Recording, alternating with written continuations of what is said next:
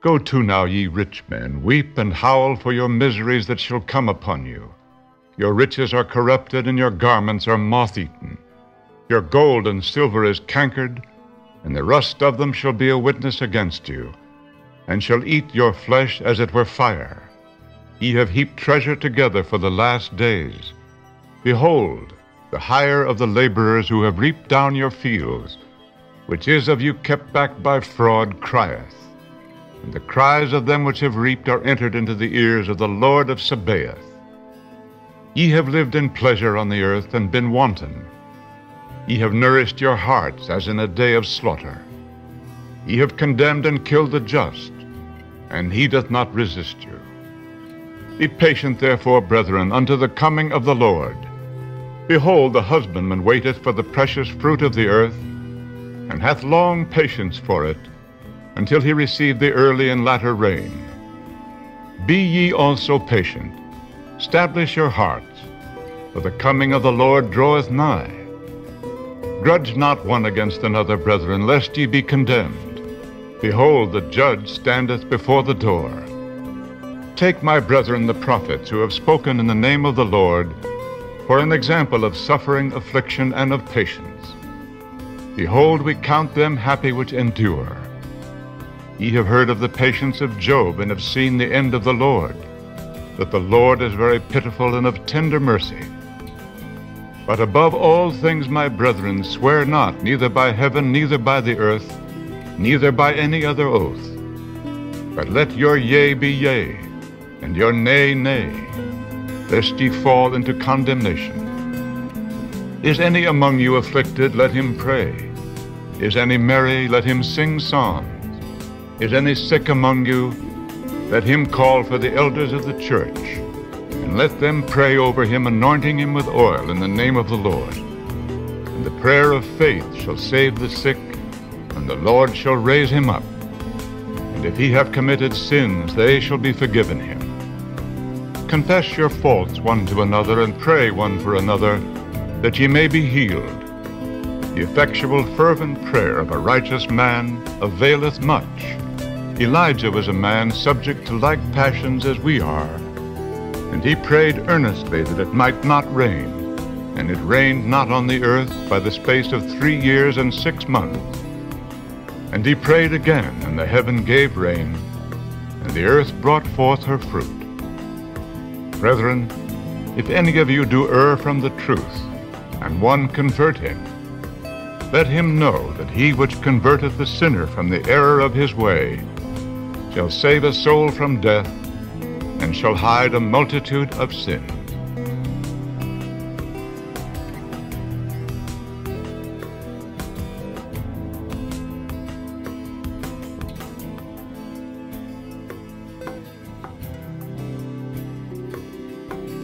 Hello, everybody. Welcome to the Bret Norman Broadcasting Network on this today, Saturday, June 8, 2019. And we are here again in the book, The Divine Program of the World's History by Albert Close.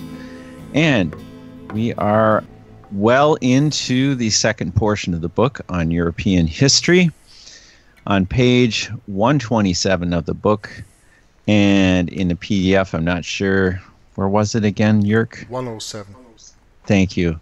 And it is the title of Napoleon's Unfulfilled Prophecy, Failure of a Human Prophecy.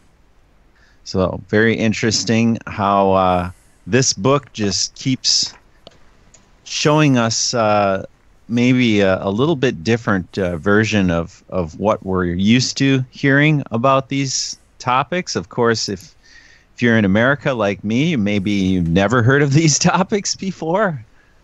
So welcome, everyone. And thank you, Jörg and Michael. You're joined with us today, too. And welcome to our broadcast, Michael. Great to have you along with us. Yeah, and hi, Bret. Thanks for inviting me, and thanks for improving my knowledge in English history, text, and grammar. Oh, certainly. The more you do it, the better you get. That's the truth with anything we do. You know, it's like with woodworking, too. And I've been doing woodworking now for a long, long time, and I'll tell you what, I get burned out on it sometimes. I do it so much. But yeah, yesterday I was tree trimming, so got a lot of exercise yesterday, and oof, I'm wiped out. But I'm here, and I'm having coffee, and I'm waking up, and I had a good rest, and I'm really looking forward to this, Jörg. Oh, me too. Yeah, thank you, Bret, and welcome, Michael, of course. Yeah, I'm looking forward to read this book too. I had about 3/4 of an hour I wanted to read in the book a little bit. I sent you a question if you prepared to maybe give us a good picture of the medals that are shown in the book when we start reading this on the new page in a second. But I found them for myself, so no problem. You don't need to look for them. Yeah, and then I went down to the next page and I found some intriguing text because it is about Napoleon entering the Inquisition in Spain. And so I tell you already before I start reading this book today, we will not go that far into the book. There are many other things or a few other things that I prepared, and we will go into those. And this will be for you guys as much a surprise for the ones who watches these, for the ones who watch these videos, or this video, because you have not been given the papers or the links that I prepared, because there just was no time. So, without any further ado, let us turn to the book, The Divine Program of World History by Albert Close, written in the midst of the First World War, or the Great War as they call it, speaking about Napoleon's unfulfilled prophecy in AD 1804. There is an obverse and a reverse side of this medal that was minted for the overthrow of England in AD 1804. And this was the medal and the one that is beneath here, that I asked Bret if he maybe did a research on that, so that he could show the pictures a little bit better than they are in this book. So I prepared them. I will show you them in a minute, but before we do, let's just read the text that is here. Because the overthrow of England, AD 1804, this is the name of the medal that was struck by Napoleon in AD 1804, and this one is taken from the British Museum. And the text says that this medal is now very, very, very they only say very, but it is really rare, as Napoleon III bought up and destroyed all of the copies that he could get and that could be recovered. This medal was struck in France in 1804 in anticipation of the success of Napoleon's intended descent on England, meaning invasion, you know. We all read already earlier of the Spanish Armada, right? Rome wanted to get England back under the yoke of Rome. And the Babington plots failed, and the Spanish Armada failed, and the gunpowder plot failed, and now we are 200 years after the gunpowder plot, from 1605 through 1804, and again French Roman troops are standing on the shores in France to fall into England. Yeah. And this times, these troops were not led by the Spanish king, but they were led by the French Emperor Napoleon, who was under the guise of the Freemasons, because he was a 33rd degree Freemason. And we all know that on the top of Freemasonry we find the Black Pope. So Napoleon was a Jesuit puppet doing the biddings of the Pope of Rome. And this medal, as I just read, was struck in France in 1804 in anticipation of the success of Napoleon's intended descent on England. So that means when we return to the knowledge that we have from the assassination of Abraham Lincoln a few years later in history, 1855, we know that there were a few people in a town far away from any cable and train and whatever kind of communication who spoke about the successful assassination of the President of the United States of America, Abraham Lincoln, hours before the event took place. And this comment? Yeah, just a second. Let me just finish my sentence, please. And this is something that we know from the book from this General... I don't come to his name anymore. General Harris or something was his name, from the Hunter Commission. And there is proof of that in a few different books. that people spoke of the successful assassination of Abraham Lincoln, and here they minted a coin, even before the facts took place, which never took place. That's another case. So maybe Bret wants to add here something. Please, brother. Oh, I just wanted to quick say that's not far from where I live at all. St. Joseph, Minnesota. What? Where they spoke about Abraham Lincoln's death openly. Okay. Yeah. That's really not far from here. So interesting point of history, Jörg. Yeah, absolutely. Yeah, and that's why it's so interesting to read several history books, and then to combine the knowledge of the books, and you will get a much better overview. Huh? No doubt. So these medals were struck in 1804 in anticipation of the success, which never was a success. The reverse represents Hercules overthrowing an Angepede or snake-footed giant. The inscription Frappé à Londres à 1804 was meant to imply that the blow would be struck in London in 1804. So this is what the inscription here means, yeah? Descente Angleterre, meaning descending on England in 1804, and here Frappé à Londres en 1804, 1804. That's what you can read down here, but the picture that I will give you in a moment is much better. Napoleon wears the conqueror's wreath of wreath on the Roman emperors, as you can see here on the obverse side. He probably was representing himself as a modern Julius Caesar. So now let's go into the pictures that I have here. Is it this one? Wow. This is the one, and this is a much better copy than we have in the book. So here you can see, here beneath it says Frappé à Londres en 1804. Yeah, this 1804. Descente, descending, in Angleterre, England, descending on England.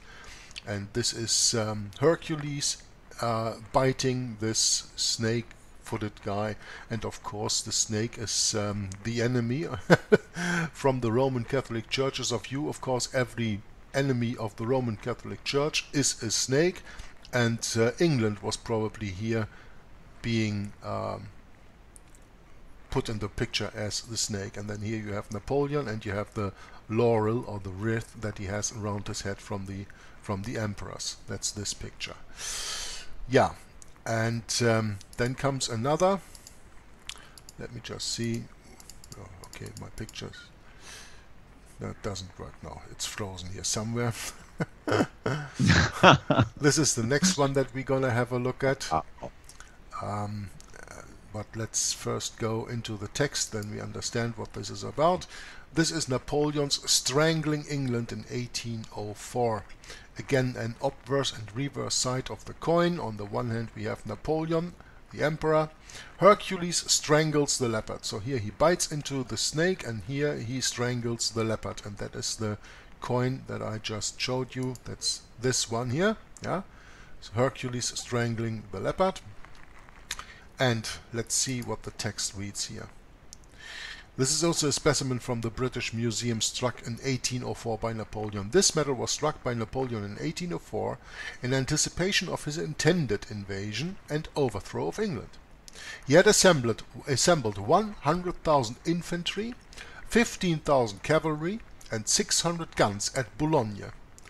At Boulogne is very interesting because, you know, there's a quote from the book Romanism and the Reformation, where a Protestant watchman said that England is more in danger of the infiltration of the Jesuits than at the time when Napoleon's troops stood at Boulogne. And this is exactly what he meant in 1804, when 100,000 infantry, 15,000 cavalry, and 600 guns stood at Boulogne to invade England. The danger of Jesuits entering your country is much higher than this troops just mentioned here. Okay? And you can read that in the book Romanism and the Reformation by Henry Gretton Guinness. So, these troops were stationed at Boulogne, Ambleteuse, Wimereux, and Etaples. In addition, Marmont had 24,000 more at Texel in Holland, that's Netherlands, ready to embark and strike on the east coast of England. So perfectly organized was Napoleon's vast army that the whole 115,000, as the result of constant drilling, were able to embark on the 2,000 transports assembled in an hour and a quarter and be out of harbor in 2 hours. Nelson's watchfulness and finally his great victory at Trafalgar shattered Napoleon's dream. So that's why you have Trafalgar Square in England, in London. And you remember, of course, from the book Rulers of Evil, that on Trafalgar Square you have on the one side standing a British king and on the other side the first American president, George Washington, leaning on the fasci. On Trafalgar Square. The inscription on the medals refers to the assembling of the 2,000 vessels at Boulogne for the invasion. So, let's go. This is the medal here that we see. Camp de Boulogne, so that means camp at Boulogne. That is the French city on the Channel. And this is An 12 de la RT, I don't know what that stands for. And here, of course, you have MDCCCIV, that is 1804. That is that. And there's the other side is this one, that is again Napoleon with the wrath of the Roman Emperor here. Okay?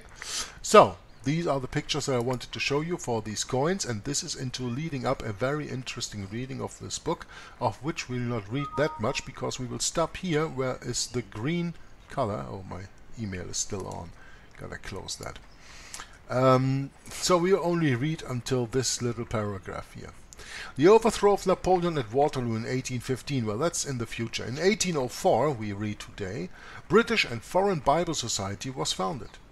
Between the 1st century and the year 1800, it is estimated that only 6 million copies of the Holy Scriptures had been circulated in the whole world in about 40 languages. Now, the British and Foreign Bible Societies were founded in 1804. Since the 1800s, so since 1800, the Scriptures have been translated in 446 different languages and dialects. Yeah?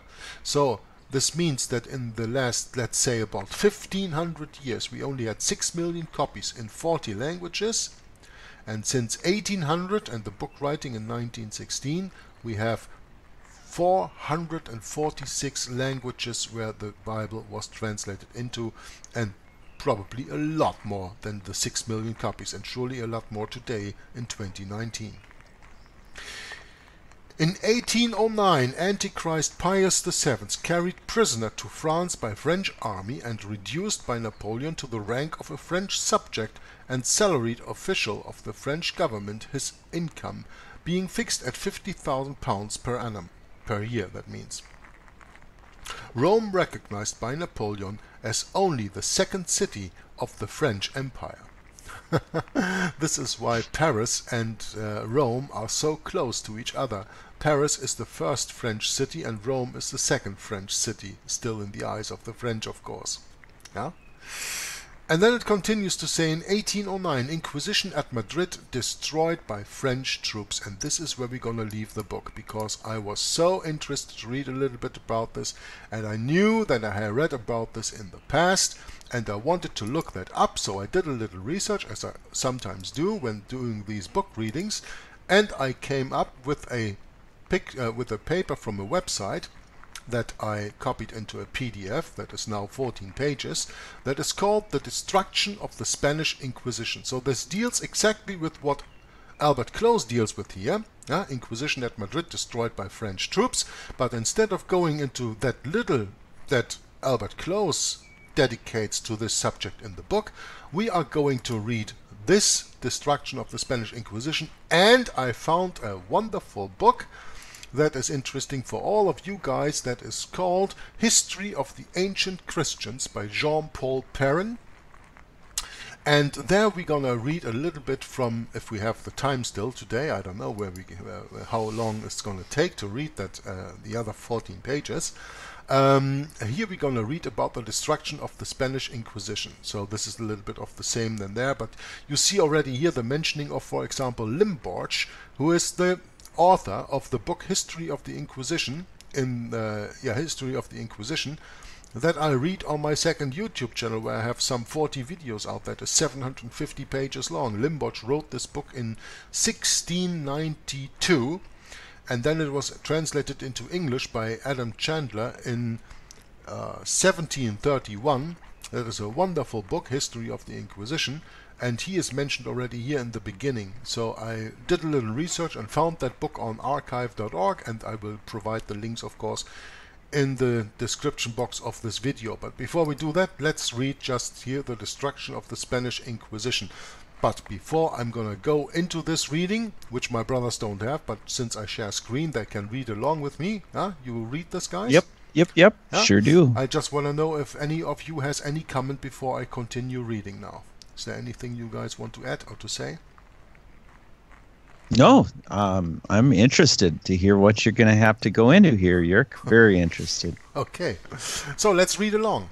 Founded in 1478, the Spanish Inquisition was not finally abolished until 1834, and also that is only a estimation, because I can tell you that the Spanish Inquisition actually continued until the end of the 20th century, until the end of the Franco regime, who died in 1976. That even in the 70s of last century, they still were using many of the abominable apparature they used to torture the people in the Inquisition. And that is a historical fact that you can look up when you have the right resources. Okay? But officially the Spanish Inquisition was abolished in 1834, but we are reading now about 1809. So, in 1809, Colonel Limanowski was attached to that part of Napoleon's army which was stationed at Madrid. While in the city, the colonel used to speak freely among the people what he thought of the priests and Jesuits and of the Inquisition. It had been decreed by Napoleon that the Inquisition and monasteries should be suppressed, but the decree was not executed. Months had passed away, and the prisons of the Inquisition had not been opened. One night, about 10 or 11 o'clock, as Colonel Limanowski was walking one of the streets of Madrid, two armed men sprang upon him from an alley. He instantly drew his sword, put himself in a posture of defense, and while struggling with them, he saw at a distance the light of the French patrols, mounted soldiers who carried lanterns. He called them in French, and, as they hastened to his assistance, the assailants took to their heels and escaped, not, however, before he saw, by their dress, that they belonged to the guard of the Inquisition. He went immediately to Marshal Soult, the governor of Madrid, told him what had taken place, and reminded him of the decree to suppress the Inquisition. Marshal Soult replied that he might go and destroy it. The colonel told him that his regiment, which was the 9th Polish Lancers, was not sufficient for such a service, but if he would give him 2 additional regiments, the 117th and another, he would undertake the work. Now the 117th regiment was under the command of Colonel de Lille, who, like Colonel Limanowski, became a minister of the Gospel and pastors of Evangelical Church in Marseille. Now this is very interesting information, because we are speaking here about 2 colonels in the army of Napoleon who are historically come from a Protestant background, because Marseille is in the south of France, not so far from Toulouse, where the Waldenses and the Huguenots and the Albigenses had lived for centuries already. So, Colonel de Lille, like Colonel Limanowski, became a minister of the gospel and pastor of an evangelical church in Marseille. They had a Protestant background.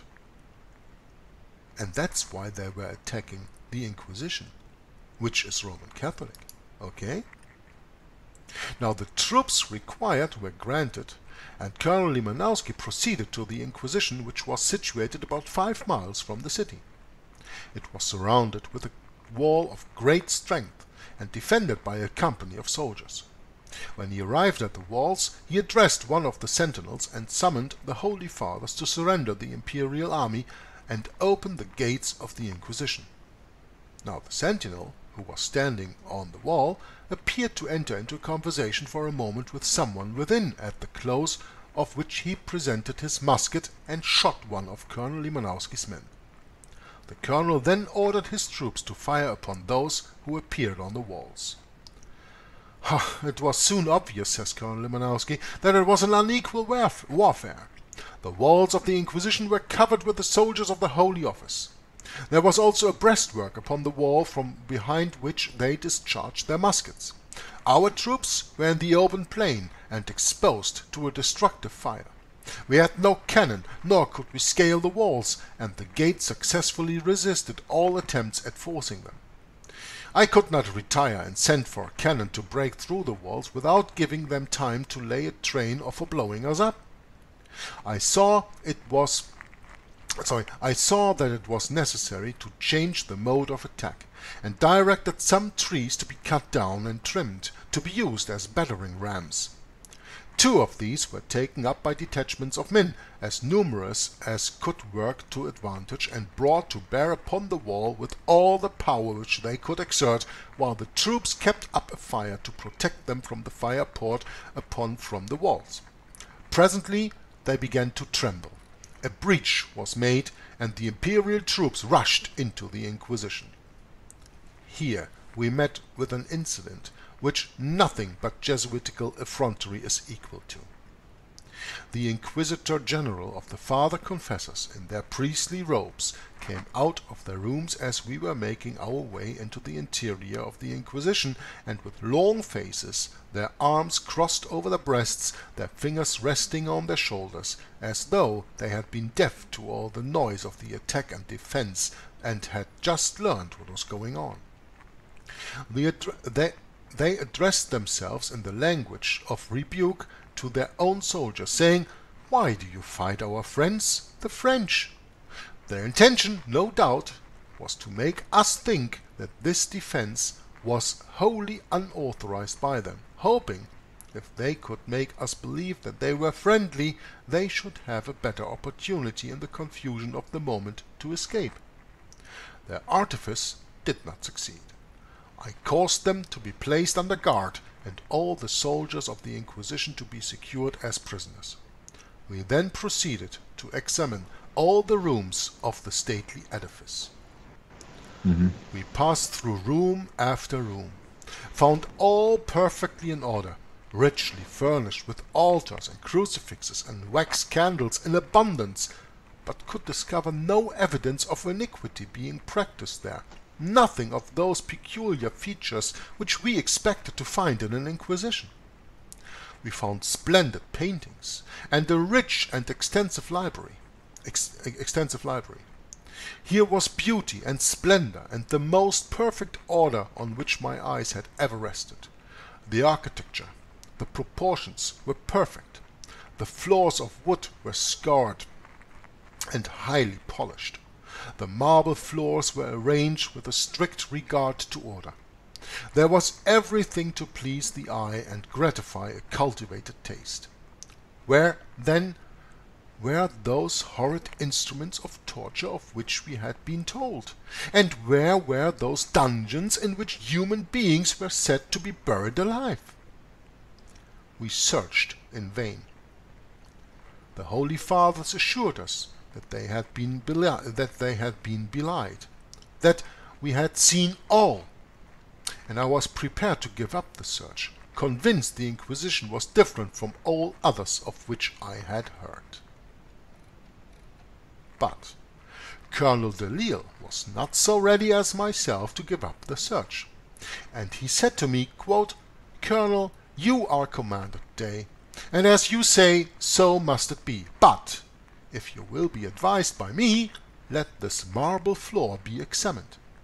Let water be brought and poured upon it, and we will watch and see if there is any place through which it passes more freely than others." Unquote. I replied to him, "Do as you please, Colonel," and ordered water to be brought. The slabs were large and beautifully polished. When the water had been poured on the floor, much to the dissatisfaction of the inquisitors, a careful examination was made of every seam in the floor to see if the water passed through. Presently Colonel Delisle exclaimed that he had found it. By the side of one of these marble slabs the water passed through fast, as though there was an opening beneath. All hands were now at work for further discovery. Officers with their swords and soldiers with their bayonets sought to clear out the seam and pry up the slab. Others, with their butt on their musket, struck the slab with all their might to break it, while the priests remonstrated against our desecrating the holy and beautiful house. While thus engaged, a soldier struck a spring, and the marble slab flew up. Then the faces of the inquisitors grew pale, as did Belshazzar when the handwriting appeared on the wall. You remember from Daniel 7? Mene, mene, tekel. Exactly. They trembled all over. Beneath the marble slab, now partly up, there was a staircase. I stepped to the altar and took one of the candles, 4 feet in length, which was burning, that I might explore the room below. As I was doing this, I was arrested by one of the inquisitors, who laid his hand gently on my arm, and with a very demure look said, "My son, you must not take those lights with your bloody hand. They are holy." "Well," I said, "I will take a holy thing to shed light on iniquity. I will take the responsibility." I proceeded down the staircase. As we reached the foot of the stairs, we entered a large square room, the hall of judgment. In the center of it was a large block and a chain fastened to it. On this they had been accustomed to place the accused chained to his seat. On one side of the room was an elevated seat, the throne of judgment. This the Inquisitor General occupied, and on either side were seats less elevated for the Holy Fathers when engaged in the solemn business of the Holy Inquisition. From this room we proceeded to the right and obtained access to small cells extending the entire length of the edifice. Here saddening sights presented themselves. The cells were places of solitary confinement, where the wretched objects of inquisitorial hate were confined year after year till death released them from their sufferings.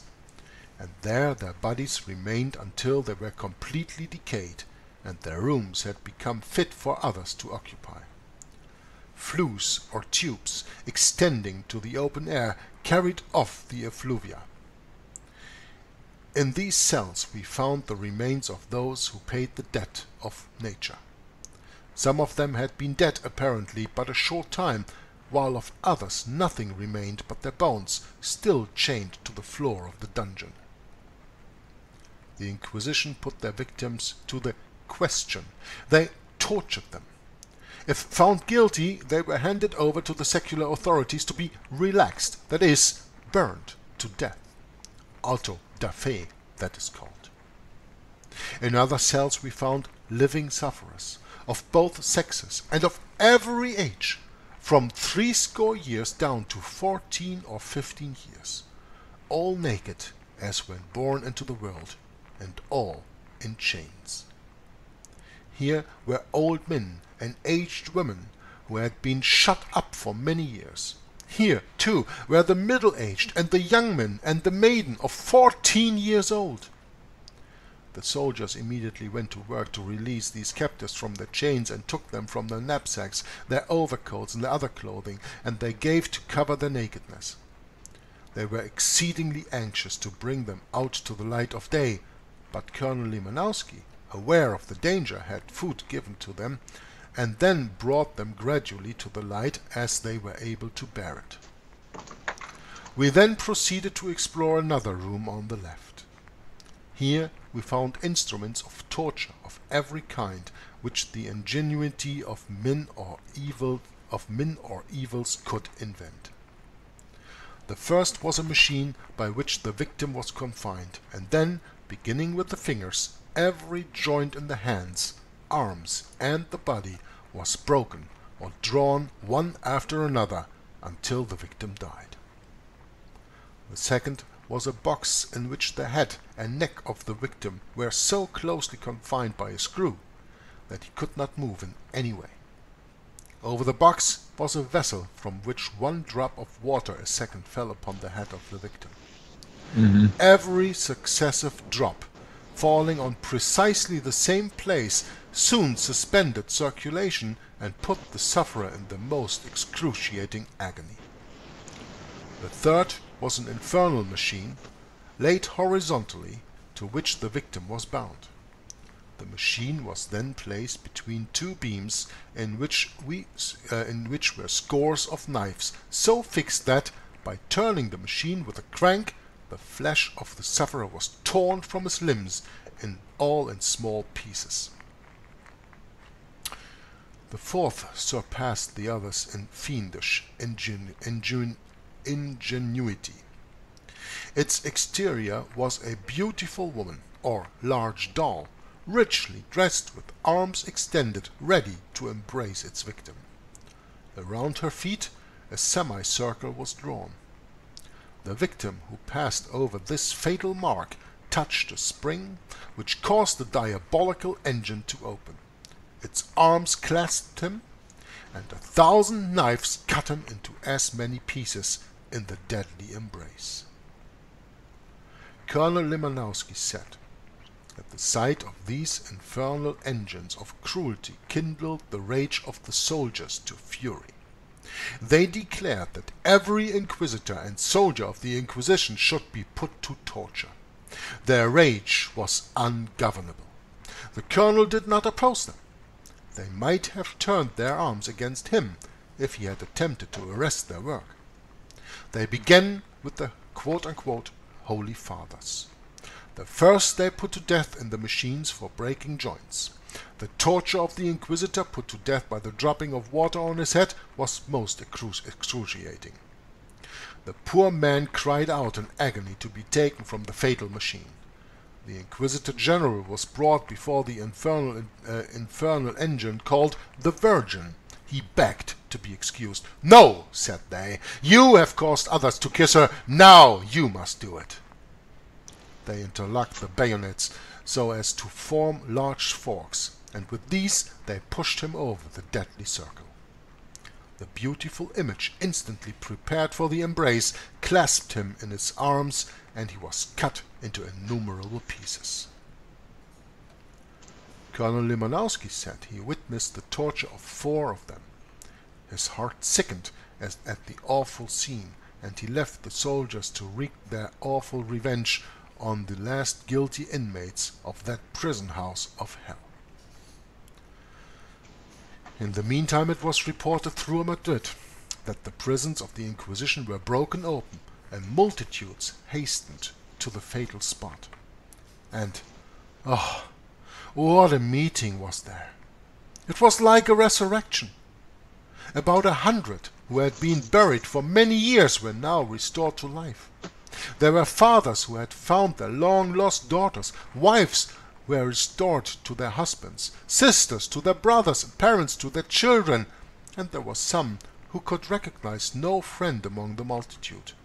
The scene was such as no tongue can even describe. When the multitude had retired, the colonel caused the library, paintings, furniture, etc. to be removed, and having sent to the city for a wagon-load of powder, he deposited a large quantity in the vaults beneath the building and placed a slow match in connection with it. All had withdrawn at a distance, and in a few moments there was a joyful sight to thousands. The walls and turrets of the massive structure rose majestically toward the heavens, impelled by the tremendous explosion, and fell back to the earth, an immense heap of ruins. The Inquisition was no more.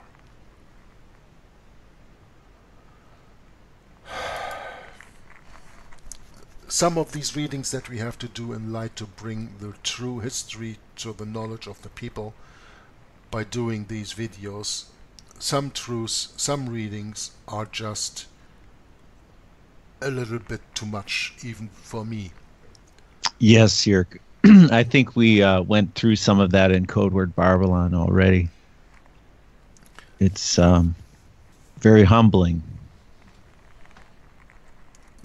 Very humbling to know what these men and women and children went through in the Inquisition.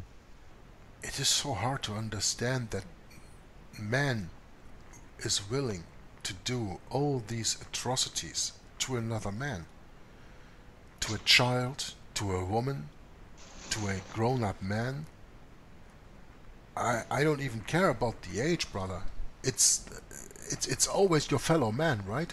That's right. And you know, I haven't read this whole paper because I didn't have the time to read it all before the broadcast today. But I knew of the facts because I have read this earlier in other places. I just didn't read this paper that I just read to you. But, well, when we go back to this paper,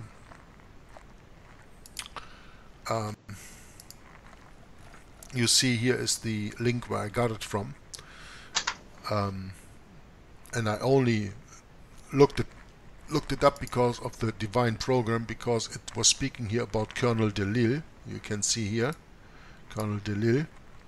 That was I was looking up, and it was not an easy find. And that's how I found this book here. And this book opened on a certain page. This is just about the search that I did, and I found this book here too, and this book is called History of the Ancient Christians by John Paul Terran. Wow. And I want to read to History you of the Ancient Christians? Yes. Interesting. Here's the picture of the book. History of the Ancient Christians inhabiting the valleys of the Alps. History of the Old Waldenses, anterior to the Reformation, with illustrative and notes from modern historians and theologians. A very interesting book that I did a little bit research on, and I found it on archive.org, and I downloaded the PDF, and I was looking for the place that this search came up with. This seems to be on page 311, that is called The Destruction of the Inquisition in Spain, and I want to read a little bit to you on this. And you see this book has 745 pages in the PDF, and you can download that freely from the internet. We will provide the download link, of course, in the description box of this video. And if it is alright with you, with Michael and you, Bret, I want to read to you a little bit from this book now. Is that Please. Okay? Of course. Yeah. Michael, do you have otherwise any comment? Because it was just Bret who responded to my reading there, and I guess you maybe also have a comment on what I just read before I continue here, or? Yeah, you know, I was just the one listening, and for me it was not that hard to imagine what man is capable of, because you see that's a little bit connected to John chapter 16 verse 2. They shall put you out of the synagogues. Yeah, the time cometh that whosoever killeth you will think that he doth God service. And you see that was in the old times and in the Middle Ages, in the Dark Ages, and nowadays it's just the same thing around, because it's just the same thing that also happens in the Second World War, where the German army thought they would do God a service when they had on their belts that God is with us, but whose God was with them? And you see that's just maybe a hint that we should never underestimate our enemy, because our enemy is spiritual, and he can manifest in their minds. And so the people who are in the Inquisition and the real inquisitors are not also restricted to be Roman Catholic, or if you would like to have it more profoundly, Dominican or Jesuitical order, but it's just their mindset, because of their oath, and because of their mental exercises, that their mindset is just that they really think they will do God a service. And so I think that on this foundation, man is capable of everything, because you see that nowadays, for example, there are in the Middle East region, there are people who are blowing themselves off in the name of Allah or in the name of any god. They are just blowing themselves off to get into their heaven where they will be rewarded. And so people are able to do anything because when they are spiritual blinded. And that's my point. But yeah, I like to have this discussion and this reading be continued, please. Okay. So the destruction of the Inquisition in Spain. Among the novel disclosures, and I haven't read a word of this yet, okay, so bear with me if here and there my reading is maybe hampering a little bit. Among the novel disclosures respecting the secrets of the Romish Inquisition, probably not one is more authentic and valuable than the recent statement made by Mr. Limanowski, formerly a Polish officer in the army which Napoleon sent to Spain under the command of Marshal Soult. That officer is now a minister of the gospel residing in the United States, and his narrative so perfectly corroborates the history of the Inquisition by Bauer, Gavin, Limborch, Laurenti, and other testimonies upon that subject, that it claims insertion in this form as elucidating the history of the Albigenses, for whose extermination that ungodly contrivance was originally instituted. The following detail comprises Mr. Limanowski's description of the destruction of one of the Spanish dens of the Inquisition at Madrid, which was performed under his own direction and authority. So, this is another record of what we just read, as it is recorded in this book by Jean-Paul Perrin. In 1809, Colonel Limanowski was attached to the part of Napoleon's army which was stationed at Madrid.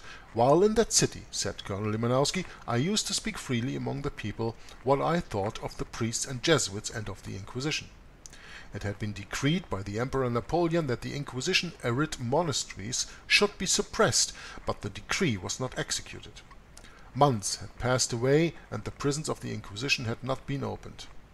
Okay, this is exactly what we just read, right? Yes, that's right. Okay, really you know, is. I couldn't check that. You know, I didn't have the time, so I just see that this is exactly what we have read just a minute ago. So let's see when we come to the end of it that there maybe comes a new revelation to us.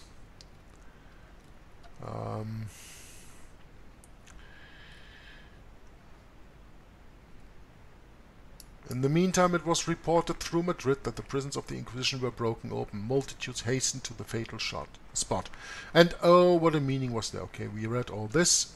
When the multitude had retired, Colonel Limanowski caused the library, paintings, furniture, etc. to be removed, and having sent to the city for a wagon load, and then the Inquisition was no more. Okay, this is where we stopped our reading before. So, what does this book here continue with? So let's read a little bit of this before we go back to the book of Albert Close, of course.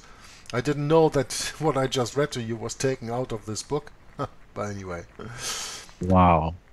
Who can avoid feeling rapture in the prophetical contemplation that the period is rapidly approaching when Babylon the Great, that vast habitation of devils, the hold of every foul spirit and cage of every unclean and hateful bird, as we read in Revelation 18 verse 2, that seven-hilled metropolis of corruption shall disappear from the world forever, not like the Inquisition near Madrid amid a blaze of gunpowder, but as a millstone cast from the height of heaven into the depth of the ocean, to be found no more at all, amid heaven's thundering hallelujahs and earth's universal responsive and adoring acclamations, as we can read in Revelation 18, 20, 24 and Revelation 19 verses 1 through 6.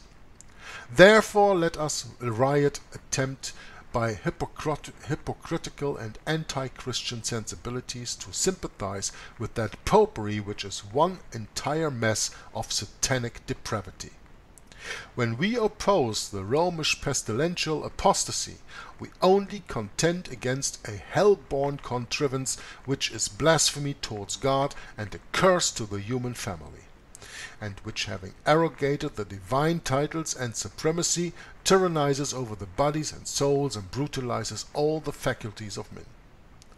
How vast are our obligations to the great head of the Church, who has delivered us from the dread of papal excommunication and the mysterious horrors of that purgatory, which diminished all the energies of mankind, and which peopled the aerial regions and the dormitories of the dead with the most terrific spectres ever present and ever inimical. How superior is our allotment! A crazy enthusiastic monk cannot now subvert the foundations of human society that a fiend-like despot may be aggrandized to godlike preeminence. How enrapturing the thought that ere long neither the Russian with his knout shall trammel man within his superstitious absurdities, nor shall a Turk with his bastinado. Bastinado, that is the beating of the feet. I don't know if I read this in English or I read this one of these days in one of the German books. I think that was in one of the German books, right? The bastinado. No, I thought I remember hearing you read about that in English. Where was that? Boy, no, I know I've heard you read about that. When you are fixed to a rack or something, and then you are getting slashes on the soles of your feet. That is the bastinado. Huh? Got it. So that was a kind of a torture. Huh? And it's also been described in Karl May's books. Oh, was it? Yeah. Yeah.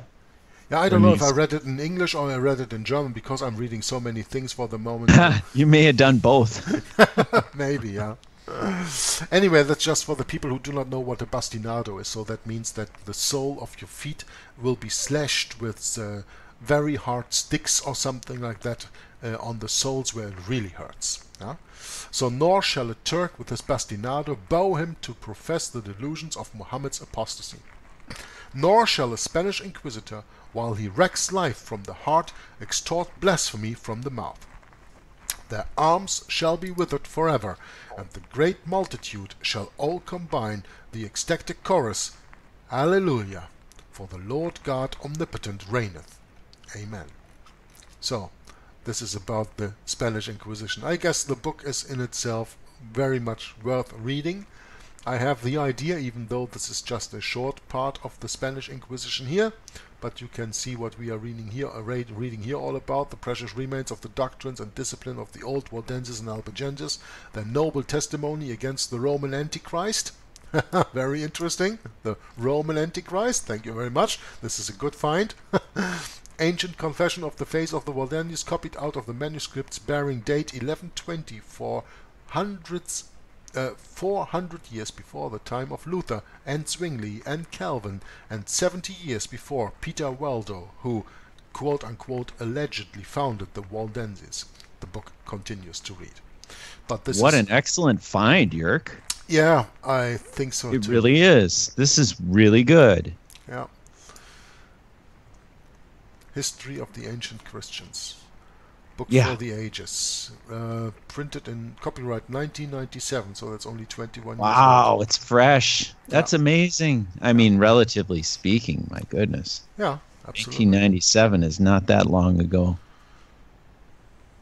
Not when we're looking at the divine program of the world's history, which spans all of history, which is really, really interesting. This is just fascinating. Isn't that something, how Albert Close can just point to one little small thing and then we can expand one big session on this? That's just amazing. Thanks for the research, Jörg. This is great. Yeah, you know, this is what I love so much about reading these old books. When you get your nose into them a little bit, you start doing your research on anything that is mentioned there that triggers your interest. And the Spanish Inquisition by Napoleon, I mean, I was looking half an hour for the right links because Colonel de Lisle didn't bring up anything. No. And that was the only thing that he mentioned there. Colonel de Lisle you're absolutely right. Pouring water through the marble floor, but for what? I mean, it doesn't expand upon why, you know? We haven't read this paragraph yet, Jörg. It's just a tiny little paragraph here. That's why I wanted to read more about this, because I read already in the past about that fact that was done at the time. I read it in another book. I don't know where I read it, but I read it somewhere. And then I read this little note from Albert Close in this book that we are going to read right now. And I thought maybe there's more on. I want to know more on this, and that's why I started searching on Colonel Delisle, and I found Colonel Limanowski, and I found this little story, and that's why I read it. What we read today. Well, that's what's so amazing about this little book. It's like little tiny pieces of the puzzle. They might not give you very much detail, but they at least point to the key, let's just call them key words or key people, like this, how do you pronounce his name again now? Delisle? Colonel Delisle? Yeah, Colonel Delisle, yes. Yeah, very, very interesting. Yeah, I thought so too. That's why I looked it up. So let's finish this part of the reading of the book, and on the next page, when it goes into another subject, we are going to postpone that to another reading, right? Right. So 1809, the Inquisition at Madrid destroyed by French troops. 100 captives were released. Pathetic meeting of long-lost fathers, husbands, mothers, daughters, sons, etc. Inquisitors were put to death on their own internal torture racks and engines of cruelty. The underground dungeons were discovered by Colonel Delisle, who poured water on the marble floor and watched the seams where the water passed through. Inquisition prison was blown up by Marshal Soul's orders. In 1814, Antichrist Pope Pius VII restores the Inquisition, August 7th, and re-establishes the Jesuits. Hoc est digitus Dei 2.0.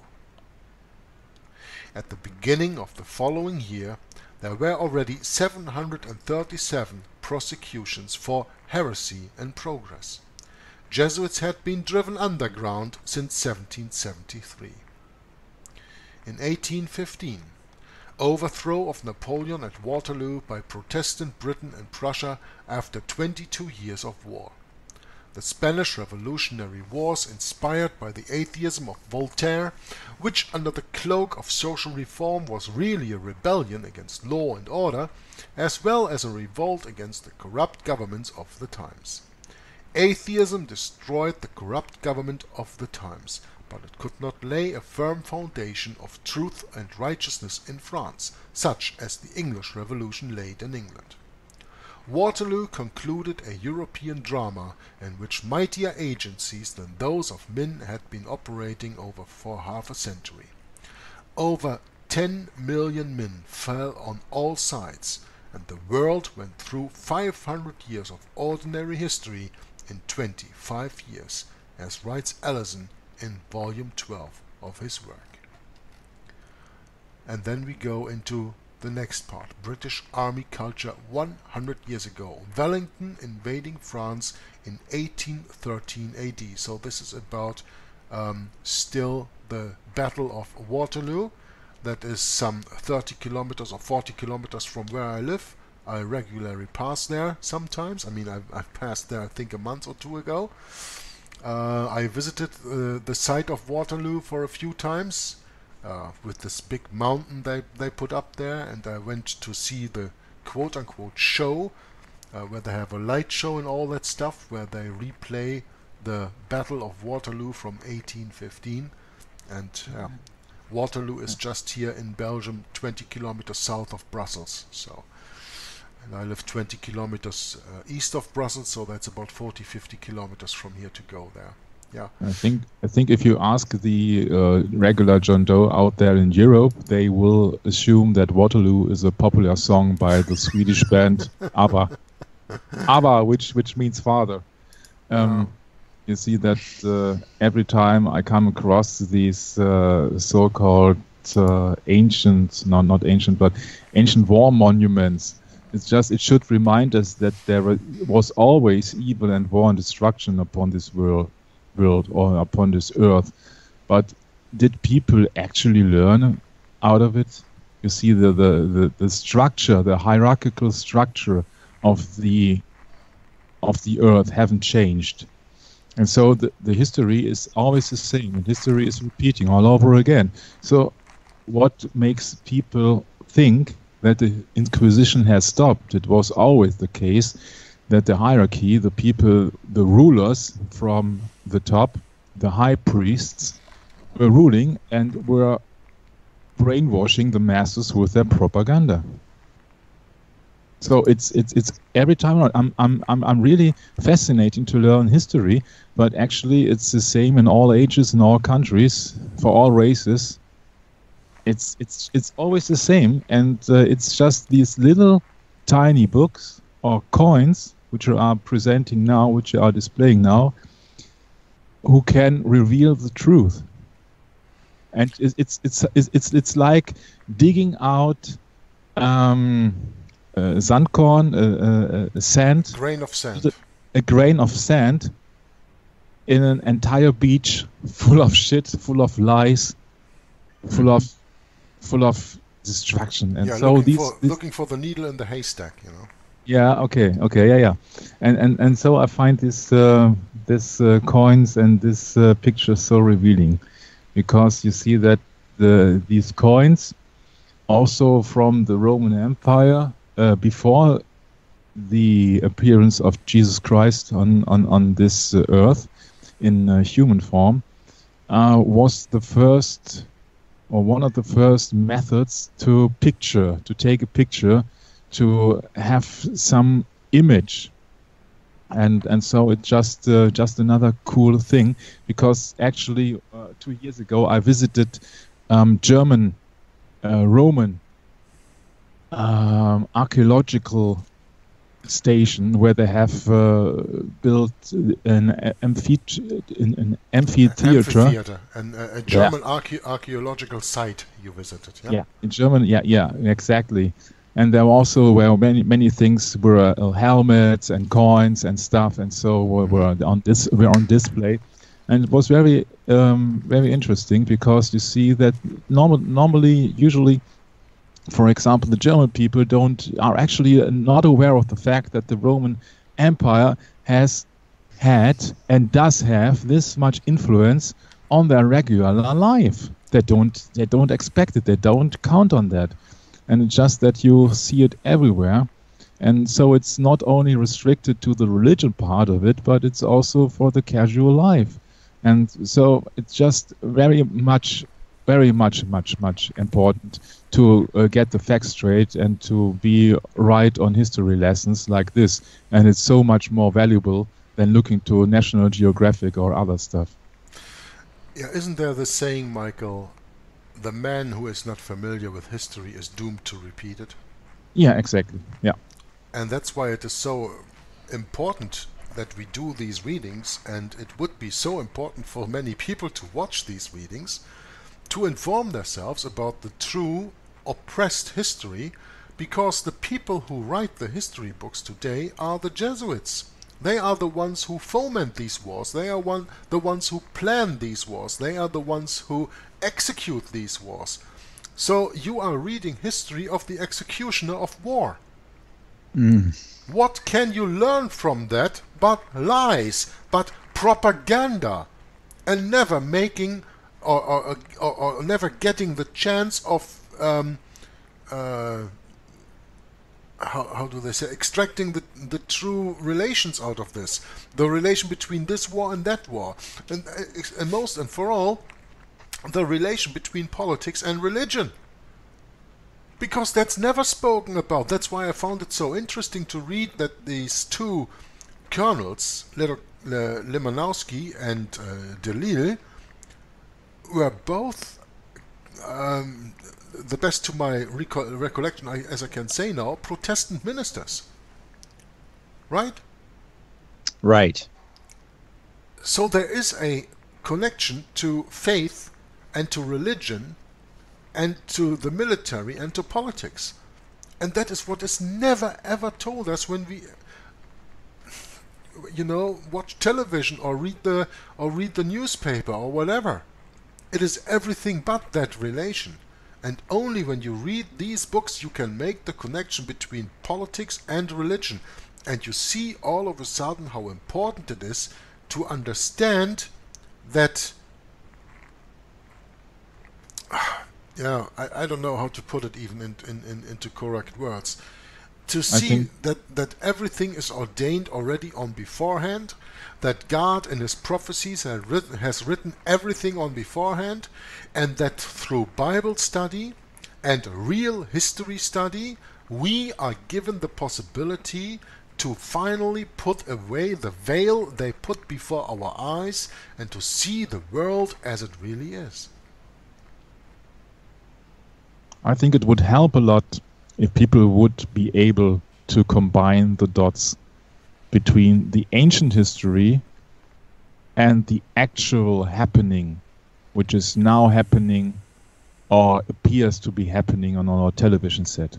If they could combine the dots that the history is always showing us the direction to the future, then they would combine the experience out of the history, out of the wars, out of the slain of the people, and then they would see what kind of hierarchy rules this world. But they don't. They just see history as past events which have no effect on our usual casual daily life. And I think if we could, or if someone could enable them to learn history, to experience history as a chain of events which led to the actual situation where we are all in now, with the European Union, with the United States, with Trump, with this and that, then they would also see that there is a plan behind it, and they can also then combine this plan with the prophecy of the Bible. But they would have to combine the dots between the history and now and today. What they are actually doing, Michael, to put it in a little bit easier words to understand, they are putting a woman on the podium, and this woman is given 1,000 different masks. And every time that woman puts on another mask, you think you are dealing with a new woman, but actually you are still dealing with the same beast. And that's what the whole story is all about.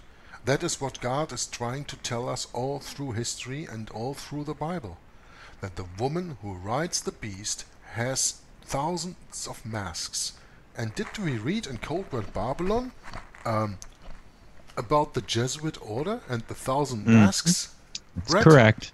That's correct. And that's exactly what they don't want you to know, because when you finally understand that you're only looking at a mask, at mask after mask after mask, then you finally understand that you have to look behind the mask, and you will see the same freaking face behind every mask. And it's not a pretty one, actually. Oh, no, it's not a pretty one. You can be sure of that. No, that's for sure. Very, very, very strange and shocking. But this is what we can expect in this world, because this world is vanity. It is a beautiful world, but there is a deception behind it. There is an accuser behind it. And it's up to us to search that out on our own. You know, we have to become our own Bereans, as it says in the book of Acts. We have to know our scriptures. We have to know our history. We have to know where we came from. And who am I to be talking? I'm learning as much as everyone else.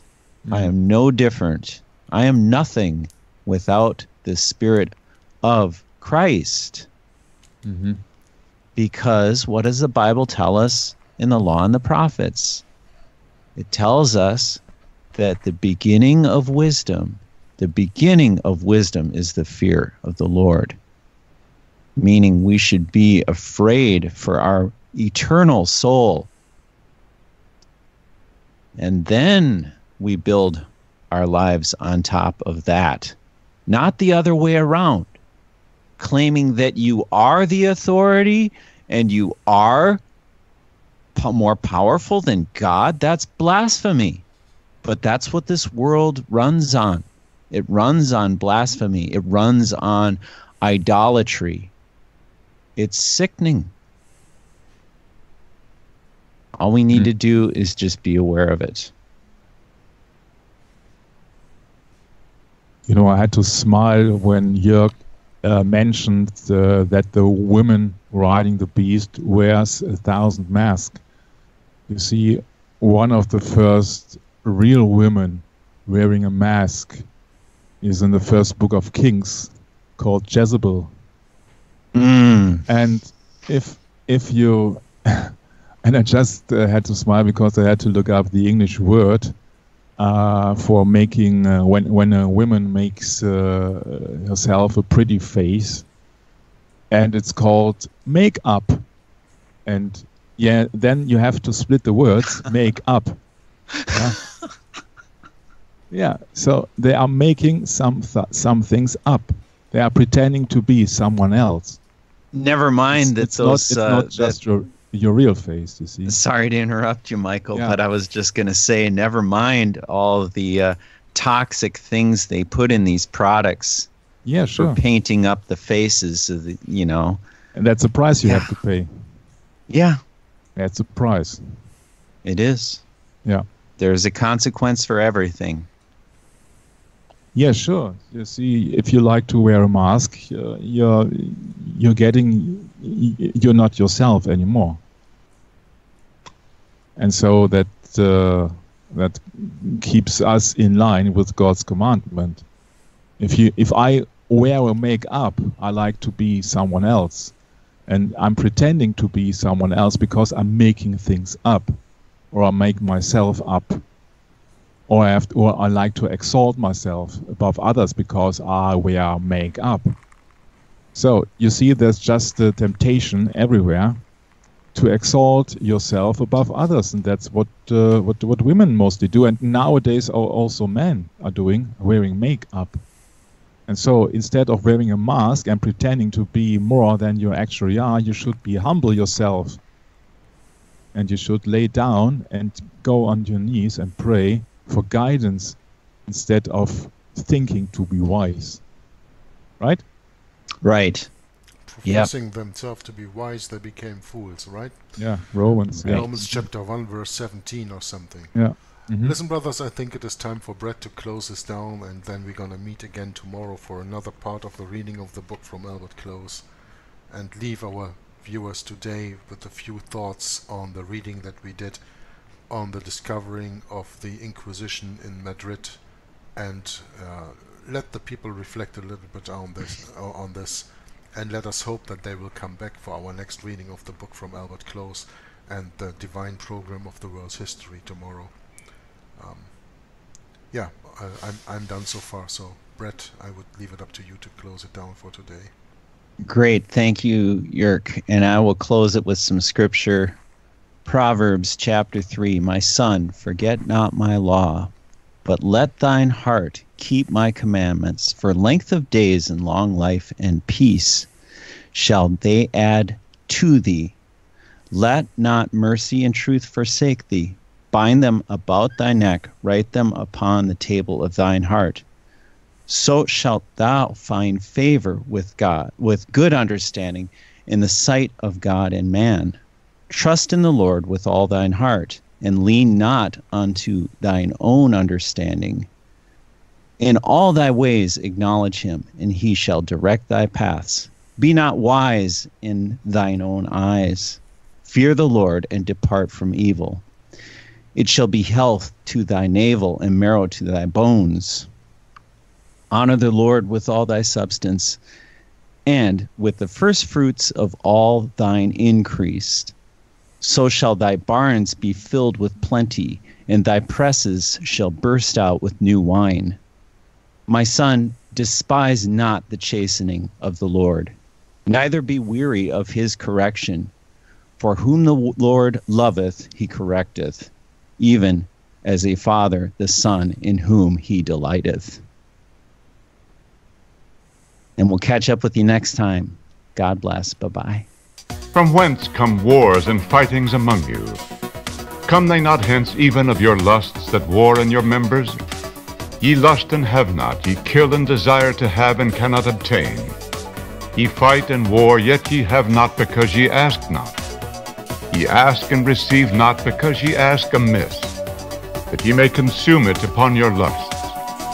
Ye adulterers and adulteresses, know ye not that the friendship of the world is enmity with God? Whosoever therefore will be a friend of the world is the enemy of God. Do ye think that the Scripture saith in vain, the Spirit that dwelleth in us lusteth to envy? But he giveth more grace. Wherefore he saith, God resisteth the proud, but giveth grace unto the humble. Submit yourselves therefore to God. Resist the devil, and he will flee from you. Draw nigh to God, and he will draw nigh to you. Cleanse your hands, ye sinners, and purify your hearts, ye double-minded. Be afflicted, and mourn, and weep. Let your laughter be turned to mourning, and your joy to heaviness. Humble yourselves in the sight of the Lord, and he shall lift you up. Speak not evil one of another, brethren. He that speaketh evil of his brother, and judgeth his brother, speaketh evil of the law, and judgeth the law. But if thou judge the law, thou art not a doer of the law, but a judge. There is one lawgiver who is able to save and to destroy. Who art thou that judgest another? Go to now, ye that say today or tomorrow, we will go into such a city, and continue there a year, and buy, and sell, and get gain. Whereas ye know not what shall be on the morrow. For what is your life? It is even a vapor, that appeareth for a little time, and then vanisheth away. For that ye ought to say, if the Lord will, we shall live and do this or that. But now ye rejoice in your boastings. All such rejoicing is evil. Therefore to him that knoweth to do good, and doeth it not, to him it is sin. Go to now, ye rich men, weep and howl for your miseries that shall come upon you. Your riches are corrupted, and your garments are moth-eaten. Your gold and silver is cankered, and the rust of them shall be a witness against you, and shall eat your flesh as it were fire.